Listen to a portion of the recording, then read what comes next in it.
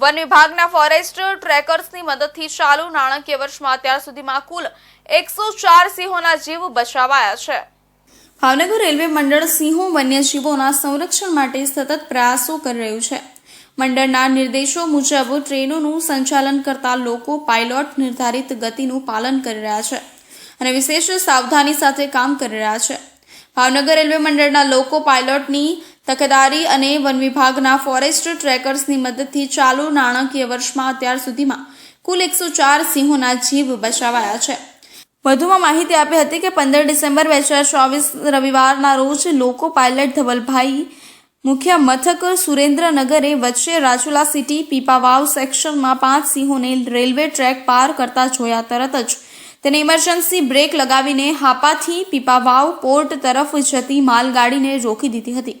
તત્પશ્ચાત આ ઘટના સંદર્ભે ટ્રેન મેનેજર લોકેશ શાહને લોકો પાયલોટ દ્વારા જાણ કરવામાં આવી હતી।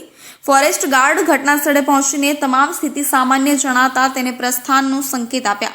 ત્યારબાદ લોકો પાયલટ द्वारा ट्रेन ने गंतव्य स्थान तरफ ले जवामां आवी हती।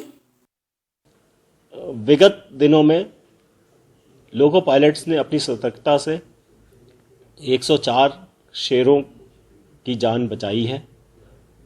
शेरों को देखते ही उन इमरजेंसी ब्रेक्स लगा करके और गाड़ियों को रोक करके जान बचाई गई है। यह भारतीय रेल का एक उदाहरण है जिसमें कि हम लोग शेरों को बचाने के लिए प्रतिबद्ध हैं। इस डायरेक्शन में काम किया गया है। इसमें हम लोगों ने फॉरेस्ट डिपार्टमेंट के साथ मिलकर के डिटेल में एक SOP बनाई है जिसमें कि हमें दोनों तरफ से सूचना प्राप्त होती है। हम लोग फॉरेस्ट डिपार्टमेंट की तरफ से भी सूचना एकत्रित करते हैं। साथ में जो हमारे यहाँ साइटिंग होती है उस विषय पे हम लोग फॉरेस्ट डिपार्टमेंट को सूचित करते हैं और यह एक जॉइंट उपक्रम है जिसके तहत शेरों की जान बचाई गई है।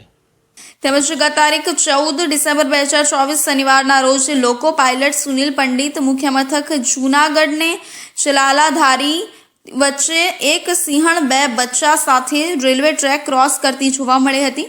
ત્યારે લોકો પાયલટ દ્વારા પેસેન્જર ટ્રેન નંબર 09292 અમરેલી વેરાવળને ઇમરજન્સી બ્રેક લગાવીને અટકાવવામાં આવી હતી। ત્યારબાદ train manager guard Vidyanand Kumar મુખ્ય મથક જૂનાગઢને લોકો પાયલટ દ્વારા જાણ કરવામાં આવી હતી।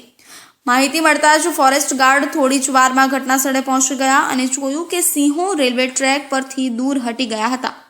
ત્યાર પછી જ્યારે તમામ સ્થિતિ સામાન્ય જણાઈ ત્યારે ફોરેસ્ટ ગાર્ડ દ્વારા લોકો પાયલટને ત્યાંથી જવા માટે કહેવામાં આવ્યું હતું। ડિપાર્ચર સિગ્નલ મળ્યા બાદ ટ્રેનને લોકો પાયલટ દ્વારા ગંતવ્ય સ્થાન તરફ લઈ જવામાં આવી હતી। માહિતી પ્રાપ્ત થતાં divisional railway manager Ravish Kumar, additional divisional railway manager Himanshu